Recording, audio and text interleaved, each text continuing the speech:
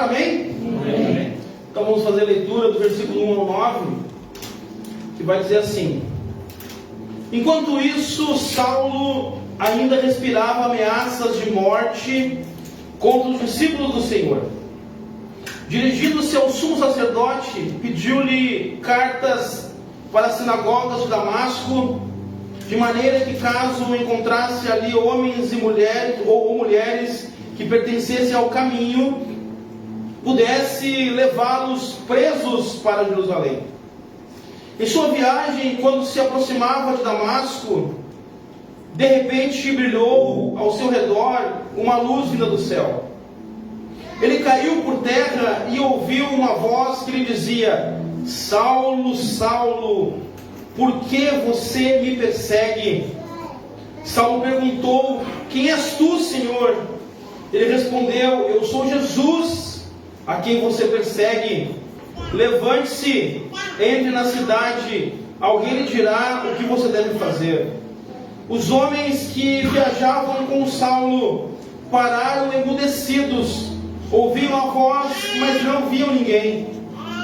Saulo levantou-se do chão e, abrindo os olhos, não conseguia ver nada, e eles o levaram pela mão até Damasco. Por 3 dias ele esteve cego, não comeu nem bebeu. Amém. Então nós vamos ver hoje a história, o começo da história do apóstolo mais surpreendente dos apóstolos, o apóstolo mais importante do Novo Testamento. O apóstolo Paulo, se não fosse o apóstolo Paulo, o Novo Testamento praticamente quase que nós não teríamos ele, porque ele escreveu 13 cartas. Lucas era seu companheiro. Lucas escreveu Lucas e escreveu Atos. Então, se não fosse o apóstolo Paulo, nós teríamos pouquíssimos livros do Novo Testamento. Então ele é extraordinário. A vida de Paulo é algo surpreendente. Se tem alguém assim que eu admiro demais na Bíblia, é o apóstolo Paulo. O apóstolo Paulo é assim uma referência da grandeza que ele tem, da sabedoria que ele tem, da forma que ele levou a palavra, o Evangelho, e por causa dele o Evangelho ganhou o mundo, porque ele foi um apóstolo para os gentios, para aqueles que não eram judeus. Então ele é extraordinário. Eu quero falar então nessa noite, eu dei o título de O Encontro que Transforma Nossa Vida. Quem era Saulo? Esse homem que a gente viu lá na história de Estevão. A grande perseguição da igreja começa lá em Estevão. E Saulo estava lá. E nós falamos da influência que Estevão teve sobre a vida de Saulo, e ele estava lá. Saulo estava presente. Saulo era judeu de Tarso. E, inclusive, numa de suas defesas, quando ele quer ser levado a Roma, ele diz que ele é cidadão romano, mas ele é de Tarso, uma província que é dos judeus. Porém, como Tarso ajudou Roma numa de suas guerras, Roma adotou Tarso como sua província. Então todos de Tarso passaram a ser cidadãos romanos. E Tarso passou a ser um judeu de cidadania romana. Ele era fariseu. Fariseu era um grupo de religiosos rígidos, religiosos que guardavam a lei, religiosos que tinham a intenção de guardar os ensinos bíblicos, e eram extremamente religiosos na sua prática. Eles eram aqueles que eram os primeiros a apontar quando alguém errava, quando alguém pecava. E Paulo era um fariseu. Paulo era um perseguidor da igreja. Nós vamos ver a partir de Estevão, ele perseguindo a igreja. Esse relato que nós lemos aqui, Lucas Lucas narra, mas Paulo conta ele mais 2 vezes. No capítulo 22 e no capítulo 26. Ele repete novamente essa história que aconteceu com ele e como aconteceu com ele. E ele conta que ele era um perseguidor da igreja, que ele perseguia, que ele concordava com as matanças, que ele votava a favor de perseguir, de matar, de aprisionar. Então ele ajudava a matar os cristãos da época. Ele era alguém terrível para o cristianismo.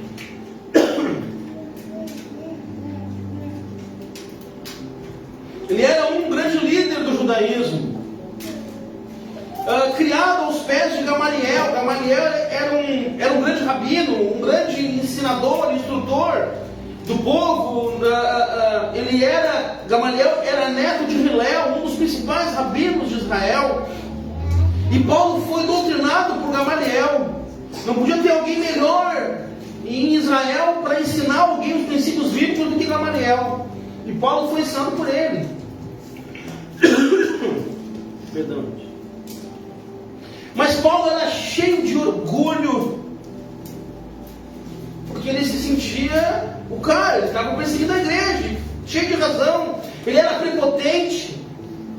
Porém, depois de ter um encontro com Jesus, ele foi transformado.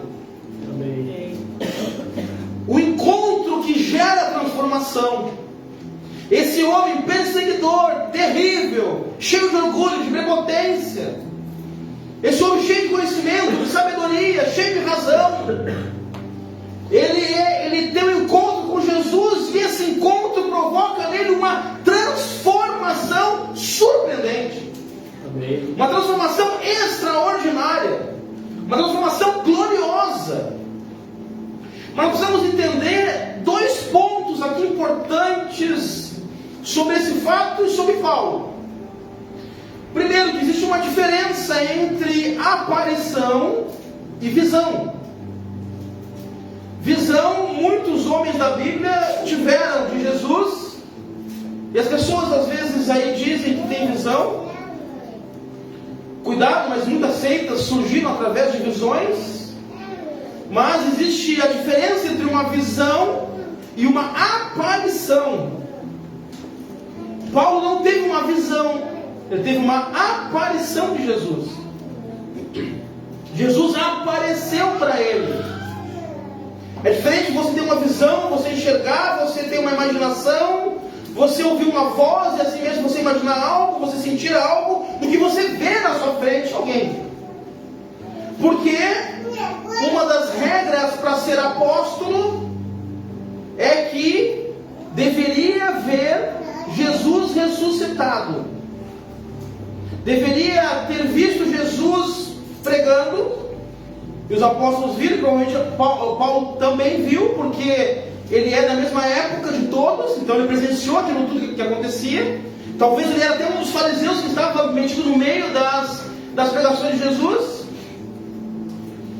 Mas para ele ser apóstolo, ele tinha que ver Jesus ressuscitado. Então Jesus aparece para ele. Ele tem uma aparição. Segunda coisa importante: não houve uma troca de nome em Paulo. Não houve, ele se chamava Saulo e passou a chamar-se Paulo. Não houve uma troca de nome. O que tem aqui são nomes em línguas diferentes. Como hoje João, em inglês é John, em hebraico é Yohanan, e assim vai. Tiago, em inglês é James, que não tem nada a ver com nós olhando. Tiago, James, não é nem parecido. A mesma coisa acontece com Saulo, a mesma coisa acontece com Jesus. Em hebraico, Yeshua, em grego, Jesus, e nós chamamos ele de Jesus. São a transliteração dos nomes. E Saulo, Lucas começa a descrever ele como Saulo, porque era o nome dele em hebraico. E depois de um certo tempo, ele começa a chamar ele de Paulo, que agora é o nome dele em grego. Então não teve mudança. Aquela coisa, não, você precisa deixar de ser Saulo para ser Paulo. Não teve mudança de nome. É somente a conversão de uma língua para outra. Seguindo então, primeira coisa que a gente vê com Paulo, embora eu possa chamar de Paulo, posso chamar de Saulo, porque é a mesma coisa. A primeira coisa, Paulo tinha um zelo, ele era muito zeloso, mas era um zelo equivocado. Ele era zeloso, porém com motivos errados. Zeloso pela lei, zeloso pelas escrituras, zeloso pelo judaísmo. Tanto que quando o judeu começa a perseguir a igreja, e os primeiros a perseguir a igreja foram os judeus. Depois os romanos, e eles unidos perseguiram a igreja. Então a primeira perseguição da igreja foi do próprio judeu. Tanto que eles chamavam o cristianismo como uma seita judaica, achando que eles estavam distorcendo o judaísmo. Depois descobriu que não, era uma outra religião, não era o judaísmo. E no começo do cristianismo, o cristianismo se chamava a religião do caminho. Tanto que aqui vai falar que ele estava perseguindo os que eram do caminho. Porque os estudiosos dizem, acham que chamava-se assim, porque Jesus dizia que ele era o caminho. E ninguém vai ao Pai a não ser por mim.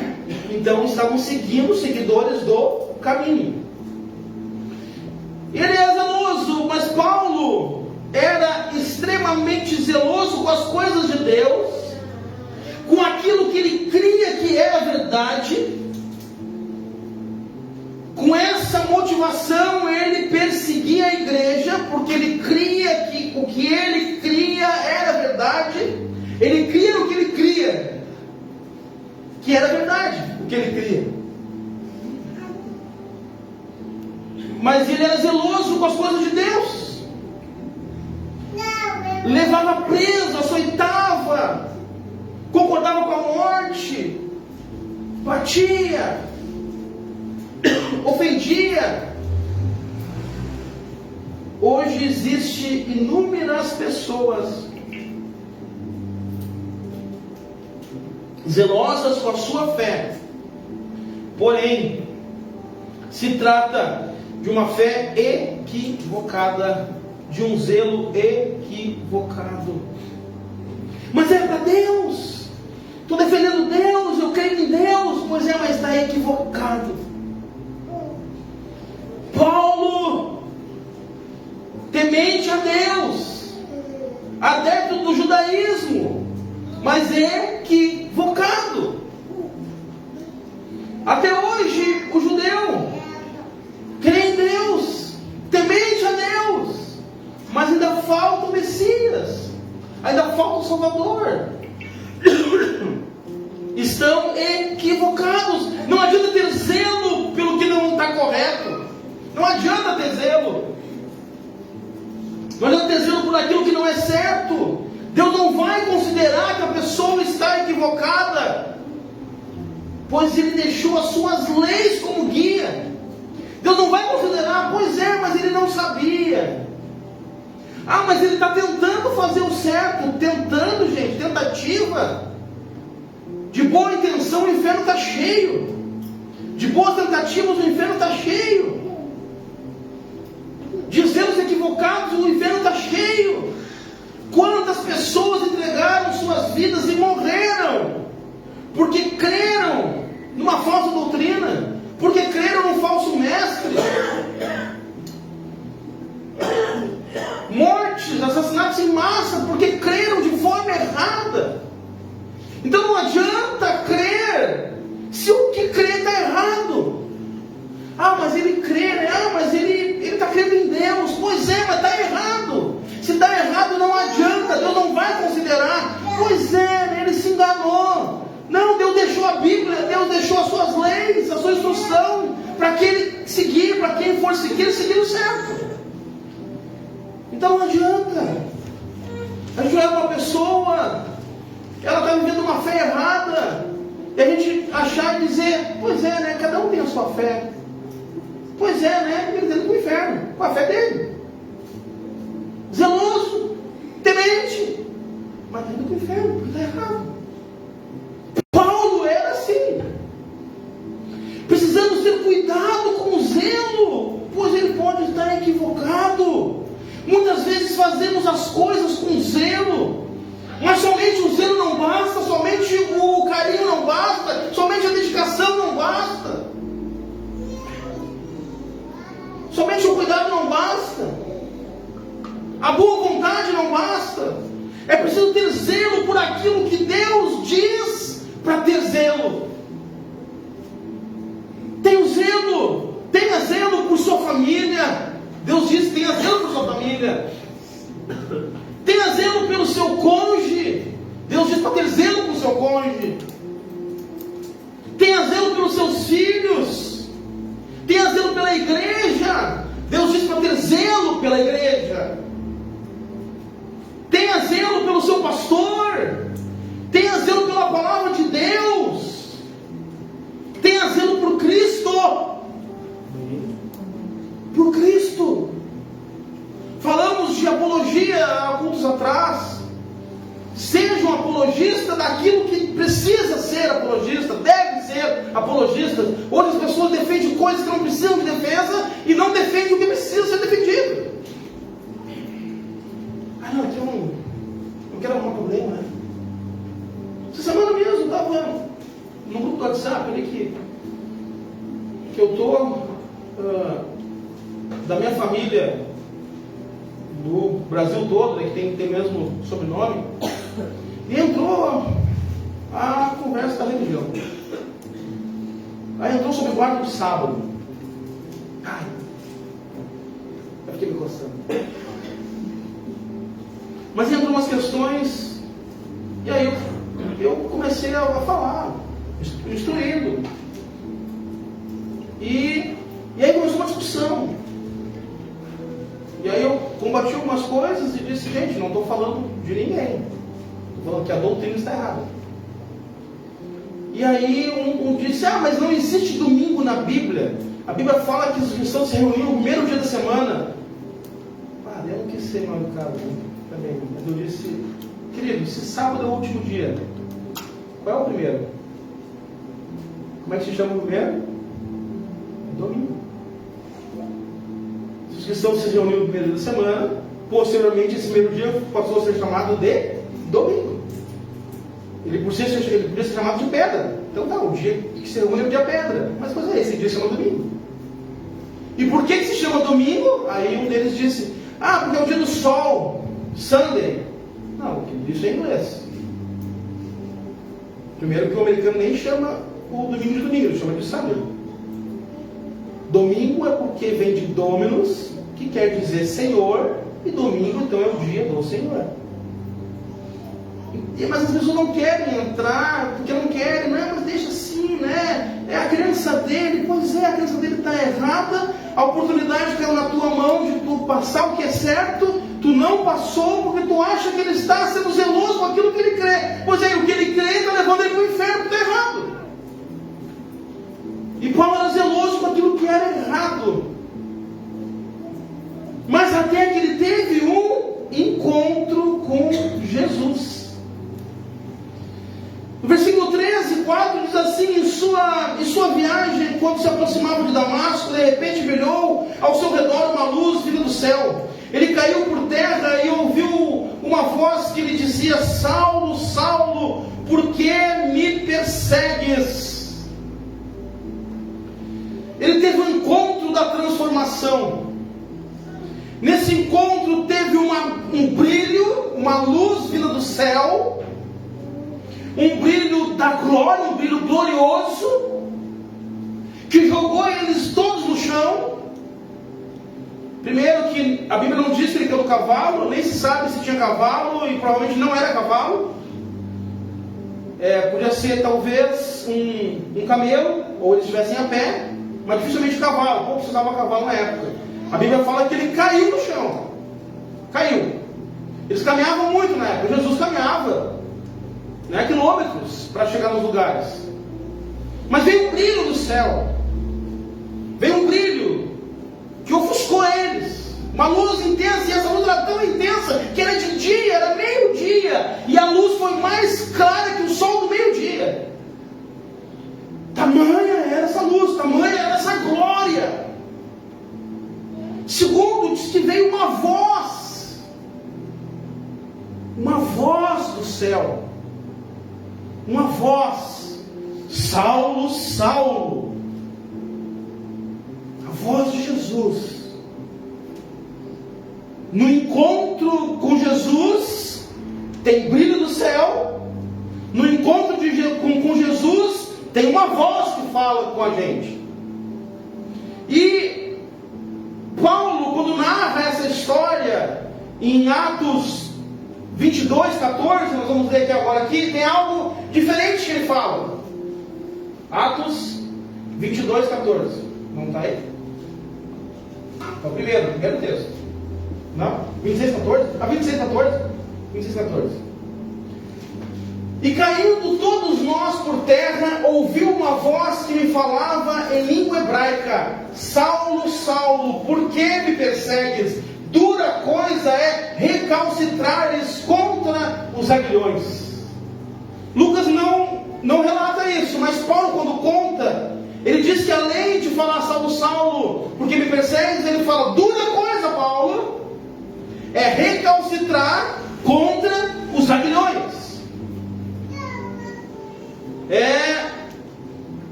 Paulo estava lutando contra a vontade de Deus, e Paulo era considerado uma fera indomável, alguém furioso, alguém irado, alguém que queria matar. Ele era uma fera violenta, ele era como se fosse um boi indomável. E os aguilhões é o que o domador de boi usa. Quando o boi não está querendo andar, quando o boi está querendo voltar, empacar, ele crava os aguilhões do boi, que são duas lanças, para que o boi vá para frente. Então Jesus, o domador de boi brabo, diz para Paulo: dura coisa, Paulo, é tu resistir, é tu recalcitrar, é tu lutar contra os aguilhões. Não faça isso. Você está lutando contra lanças, contra algo que vai te machucar. Ele estava lutando contra a vontade de Deus. Ele estava lutando contra o domador de touro bravo. Não lute contra a vontade de Deus. Cada vez que lutamos contra a vontade de Deus, vamos levar ferroadas da vida. Jesus encontrou você. Você está caminhando com Jesus. Mas volta e meia a gente quer dar uma parada, a gente quer dar uma voltada, a gente quer dar uns coicezinhos, a gente quer lutar contra essa jarrete que a gente está puxando. E cada vez que a gente para, a gente empaca, Jesus crava os aguilhões. Então a pessoa às vezes não sabe por que ela está caminhando e está sofrendo. Por que ela caminha na fé, caminha com Deus, mas sofre? Caminha com Deus, mas sente dores. Caminha com Deus, mas meu Deus, o que está acontecendo? Pode acontecer sofrimento? Pode, daqui a pouco não vamos falar nele. Mas que esse sofrimento não seja porque você está lutando contra os aguilhões. Porque dura coisa é lutar contra os aguilhões. Dura coisa é resistir o chamado de Deus. Dura coisa é resistir a voz de Jesus. Dura coisa é lutar contra Jesus. Porque Jesus é domador de todo bravo. Jesus é aquele que vai te alfinetar quando precisar. É aquele que vai dar uma cutucada quando precisar. Se você quiser empacar, ele vai te cutucar. Então a pessoa está cheia de dores, mas não sabe por quê. Então cuide para não lutar contra a vontade de Deus. Não lute contra a vontade de Deus. Não vá contra Deus, não vá contra Jesus. Não vá contra os aguilhões. Vai te machucar. Porque se ele já te chamou, não adianta dizer não. Ele não vai deixar você ficar parado. Ele vai te dar uma cutucada. Ele vai te dar uma ferroada. Porque Ele vai querer domar você, porque agora é que você foi chamado. A única resposta é: eis-me aqui, Senhor. E olhar para frente e seguir em frente, sem parar. Amém? Amém. E teve os efeitos dessa transformação. Os efeitos da transformação pelo encontro. Somente um real e verdadeiro encontro com Jesus vai impactar a sua vida e gerar transformação em você. Somente um encontro real e verdadeiro com o pastor? Não. Com o irmão? Não. Com os livros? Não. Com a faculdade? Não. Somente um encontro real com Jesus vai impactar e transformar a sua vida. Tem que tomar bastante água, gente.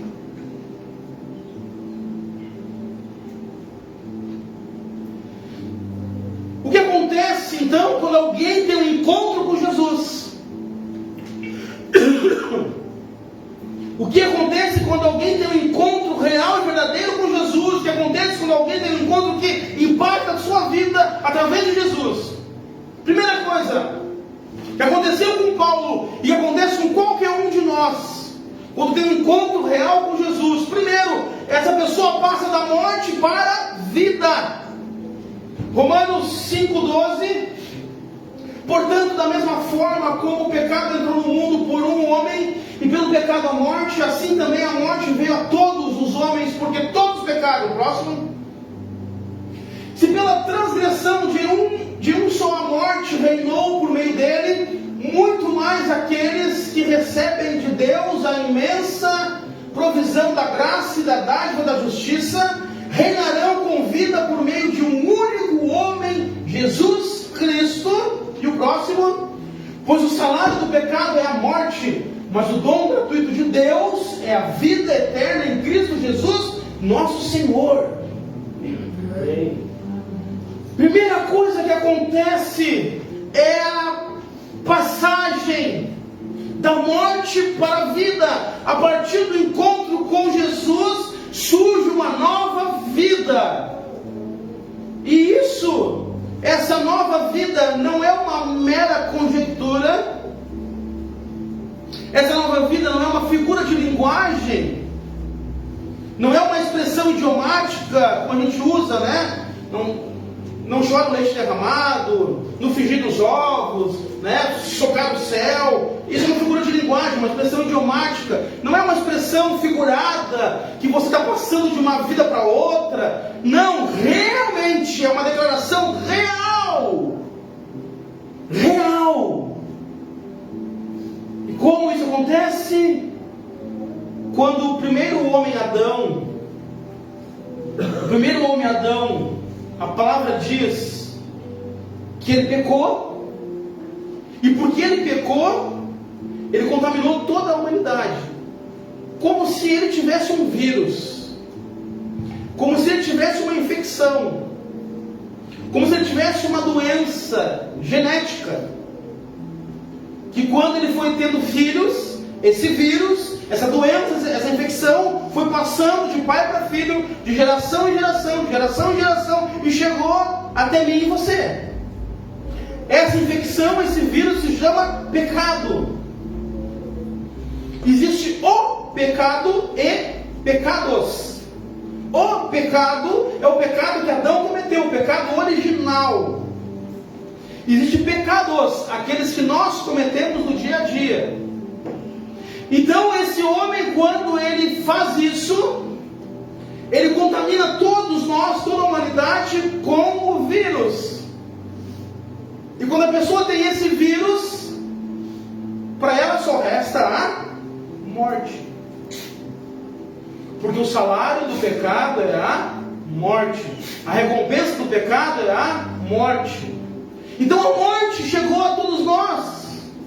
Então todos nós, toda a humanidade, toda a sociedade está morta em seus pecados. Morta. São mortos vivos caminhando na rua. são mortos-vivos trabalhando, são mortos-vivos estudando. Eles vivem numa ilusão, mas estão todos mortos. Por quê? Porque estão longe de Deus. Então surge o segundo homem. O primeiro homem iniciou uma era, Adão. O segundo homem, Jesus, também inicia uma era. Agora, todos que nascem novamente, todos que ressuscitaram com Ele, agora recebem uma nova vida. Porque todos que recebem Jesus, todos que confessam Jesus, todos que creem na sua obra, ressuscitam com Ele.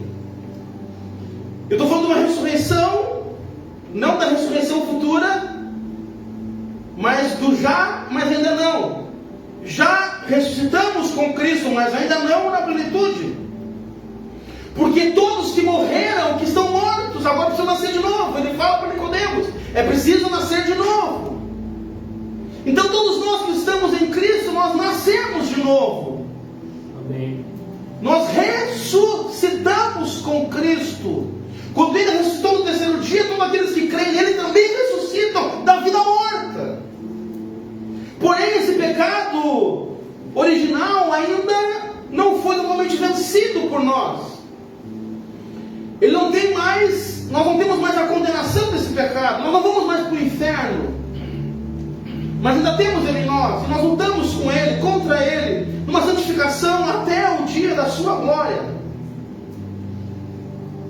Mas eis que tudo se fez novo, e quem está em Cristo é nova criatura. Isso quer dizer que é uma nova criação. Deus teve a primeira criação em Adão, agora a segunda criação em Cristo. Eu e você, quando fomos achados por Cristo, quando nós fomos achados por Cristo, assim como Paulo foi achado a caminho de Damasco. Quem achou Paulo? Foi Paulo que achou Cristo? Não, foi Cristo que achou ele. Quando nós somos achados por Cristo, recebemos literalmente uma nova vida, uma nova visão de mundo veio a nós. Amém. Porque Cristo nos encontrou, porque Ele nos achou. Estamos livres da condenação do pecado, mas ainda temos pecado em nós. Ainda não estamos 100% santificados, mas estamos buscando a santificação. Só vamos ficar livres de total poder do pecado depois da glorificação. Todo cristão passa a ser uma nova criatura em processo de limpeza e perfeição, que só será alcançado lá na glória, mas nós estamos caminhando para isso. Você não é perfeito. Você só vai ser perfeito na glória. Mas você já teve um encontro com Jesus. Jesus já encontrou você. Amém. E a primeira coisa que acontece quando Jesus encontra alguém, essa pessoa passa da morte para a vida. E você não é mais um morto. Você não é mais um zumbi. Você não é mais um morto-vivo. Agora você é um vivo. E vivo em Cristo. Porque Cristo veio dar vida e vida em abundância. Amém.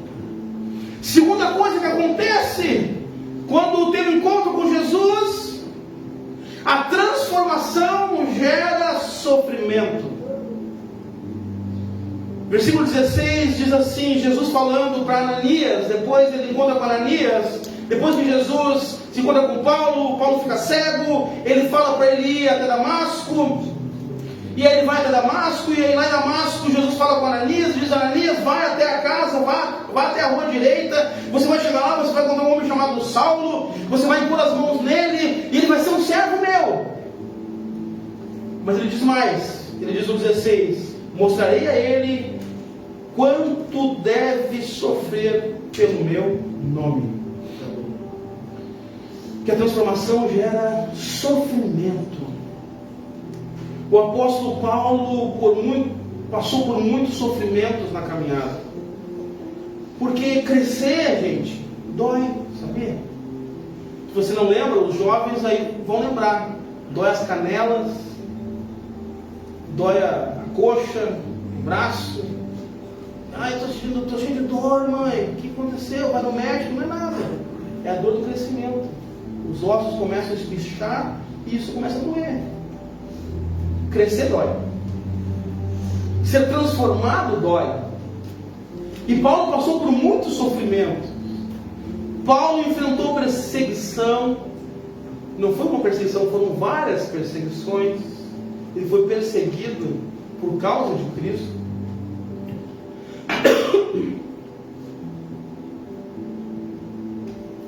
Paulo enfrentou descaso, enfrentou rejeição, enfrentou desprezo, enfrentou dificuldades, mas tudo foi para a glória de Deus. E o sofrimento cristão não é para derrota. O sofrimento cristão não é para derrota, mas para gerar em nós aprovação. Olha o que fala Romanos 5, 3 e 4. Não só isso, mas também nos gloriamos nas tribulações, porque sabemos que a tribulação produz perseverança, perseverança o caráter aprovado, e o caráter aprovado, esperança. Esperança. Quanto mais nós nos aprofundamos na caminhada, mais vamos sofrer pelo nome de Cristo. Sofremos quando vimos o mundo cada dia mais longe de Deus.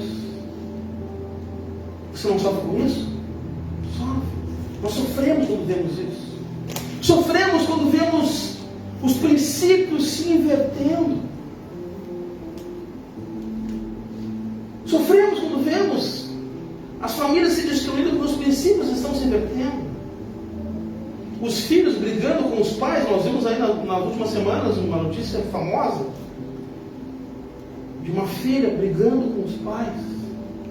E pelo jeito os pais estavam dando cuidado com ela e cuidando dela. Mas nós vemos inversão de valores, de princípios. Isso nos faz sofrer. Nos faz sofrer quando a gente vê que os jovens não respeitam mais os mais velhos, não respeitam mais os idosos. Um filho não respeita o pai, não se respeita mais ninguém. Se um filho não respeita o pai, ele não vai respeitar ninguém. Uma hora vai aparecer esse desrespeito na vida dele, porque o princípio está em casa. E nós sofremos quando vemos isso. Sofremos por sermos perseguidos por fazer o correto.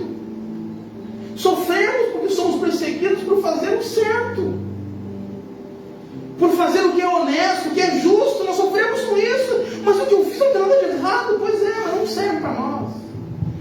Você é demitido porque você não quer fazer uma falcatrua, e você está certo, mas você é demitido. Sofre com isso.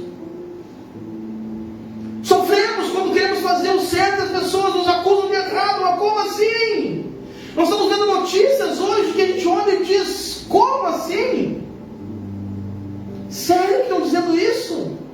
Sério que isso parece certo? Pelo amor de Deus, está errado. Sofremos quando vemos isso. Quando vemos a corrupção descarada acontecendo, e a gente olha e diz: mas ninguém viu que isso é roubo. Ninguém viu que isso é bandidagem. Ninguém está vendo que estão mentindo. Sofremos. Sofremos por conduzir a vida no princípio, sendo que a sociedade deseja viver sem princípios.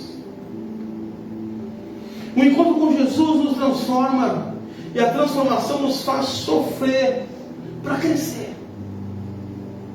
Se você está sofrendo, meu irmão, é porque Deus está produzindo em você um crescimento. Porque nós precisamos dessa dor para crescer. É sinal que você está crescendo. Cresça mesmo que doa. Cresça mesmo que sofra. Não pare de crescer em Deus. Cada vez que você cresce, mais Deus aparece em você. Amém? Amém. A transformação tira a cegueira. Paulo ficou cego. Ananias foi orar por ele e caiu as escamas. Quando estamos em Adão, vivemos embebidos, embriagados do pecado. E esse pecado nos gera cegueira. Nossa visão é turva e equivocada a respeito de tudo na vida. Saulo estava cego de ira, estava cego no engano, estava cego nas suas paixões.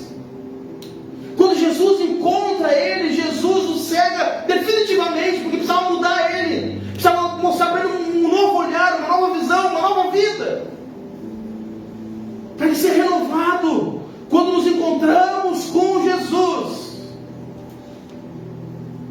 as escamas caem e passamos a enxergar o mundo com outros olhos.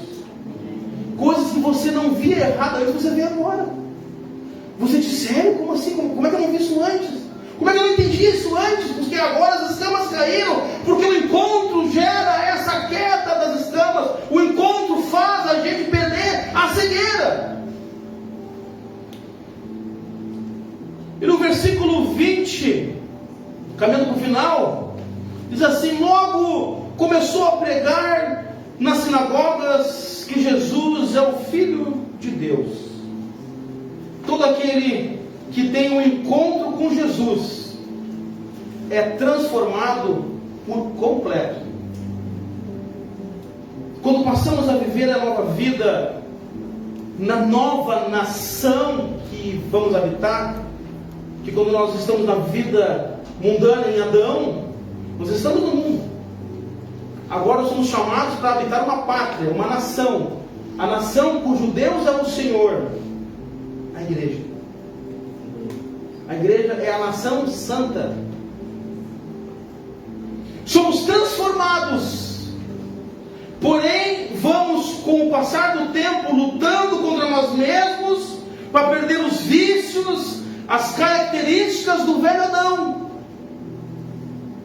Quem tem um encontro com Jesus passa por uma transformação completa, passa por uma mudança completa, assim como Paulo passou. Quem tem um encontro com Jesus precisa mudar alguns hábitos. Presta atenção nessa última parte. Quem tem um encontro com Jesus precisa mudar alguns hábitos, porque passa por uma transformação completa. Quem foi transformado não faz coisas ilícitas. De repente, lá na sua empresa, você é convidado a fazer algo ilícito. Se você for transformado, você vai dizer, não, eu não vou fazer. Mas aí você vai perder o emprego. Posso ir lá agora assinar?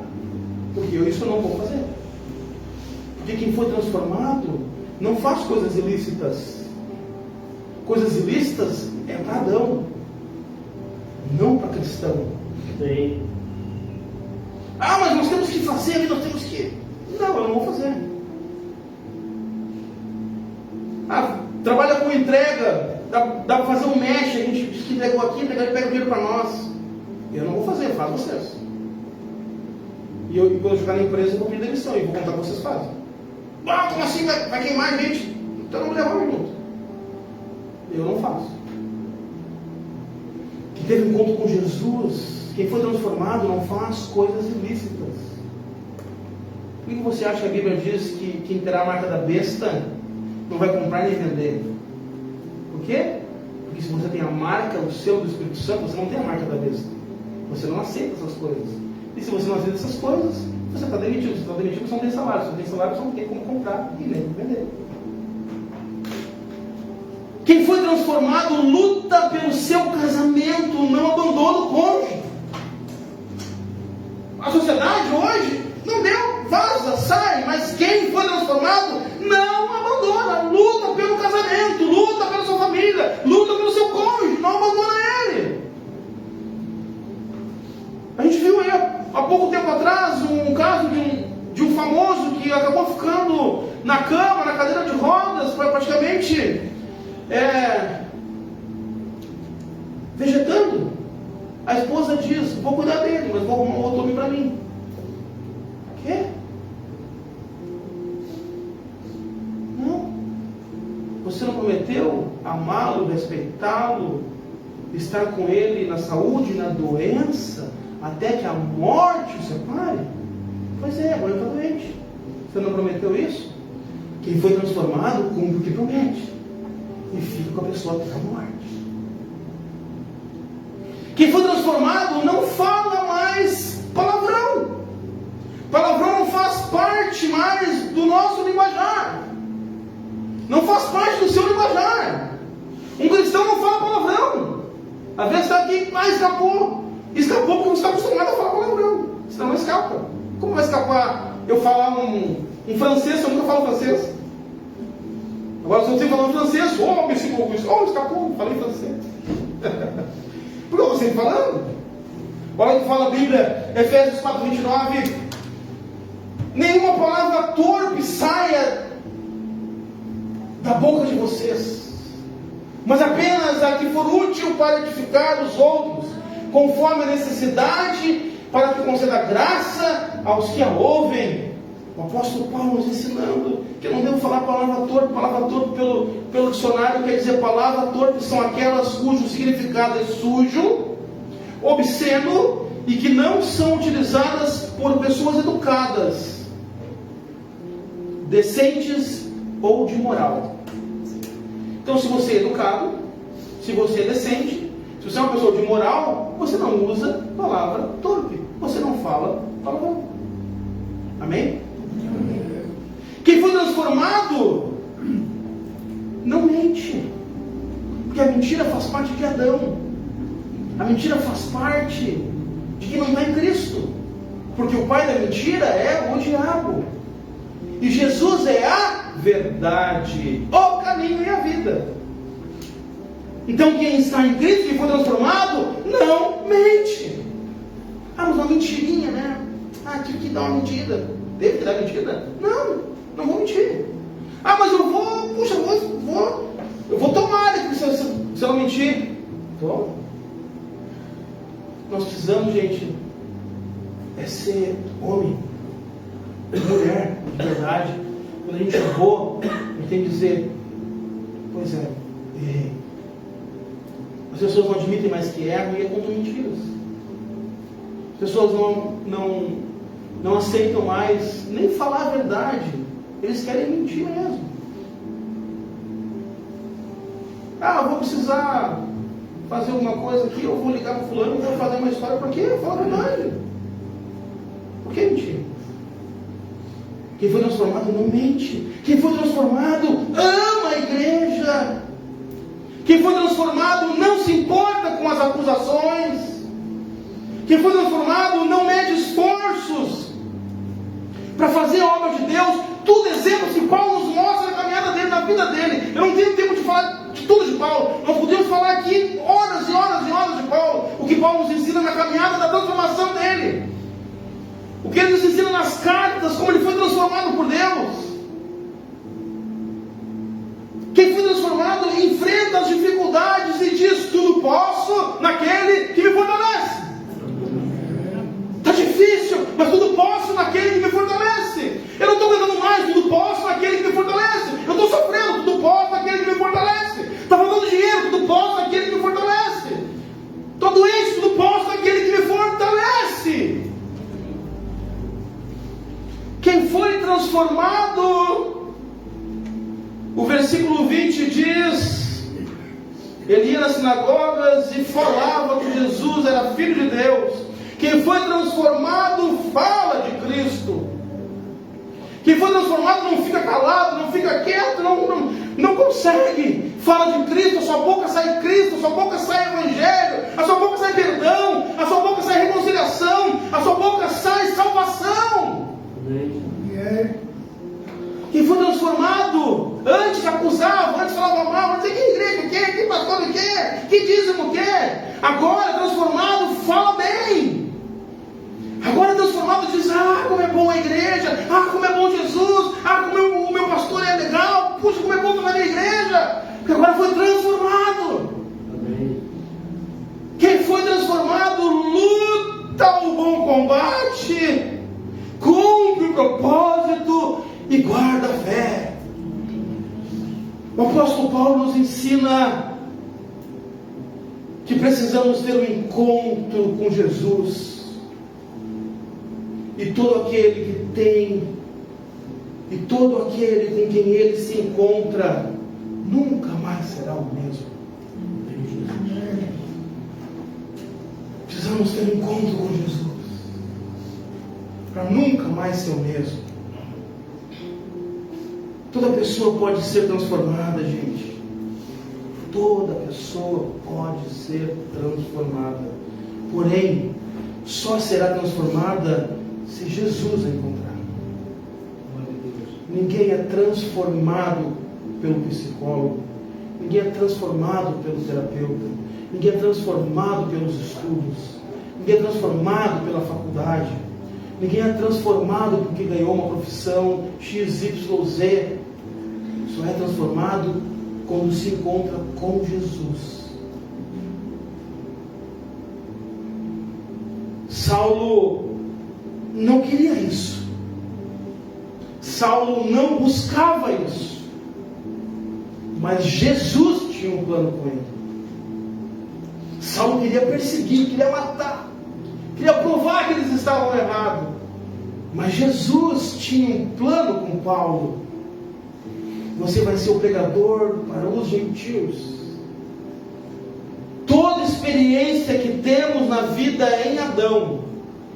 Paulo era do Sinédrio, era o cara, conhecia tudo das Escrituras, o que mais conhecia dos apóstolos. Toda experiência que temos na vida em Adão servirá para a glória de Deus na vida em Cristo.